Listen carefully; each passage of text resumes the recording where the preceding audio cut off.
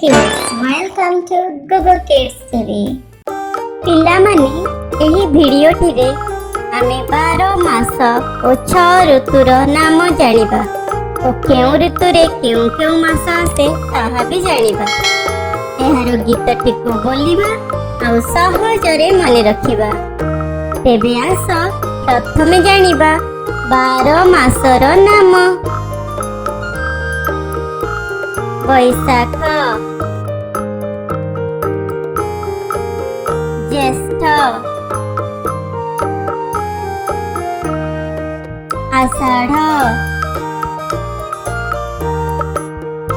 ଶ୍ରାବଣ, ଭାଦ୍ରବ, ଆଶ୍ୱିନ, कार्तिक, मार्गशीर, पौष, माघ, फाल्गुन, चैत्र।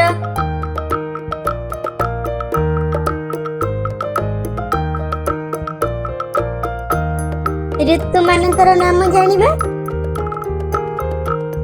ग्रीष्म, वर्षा, शरत, हेमंत, शीत,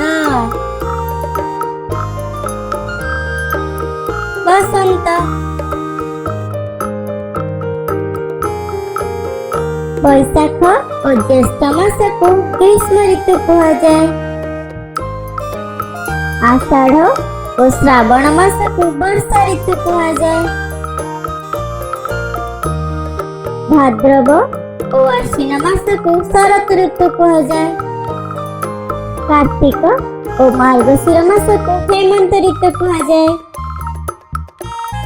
पौष और माघ मास को शीत ऋतु कहा जाए। फाल्गुन और चैत्र मास को बसंत ऋतु कहा जाए। एबे आस सांग होई गीतटी को बोलिबा। ग्रीष्मे बैशाख ज्येष्ठ मास प्रचंड रौद्र प्रकाश।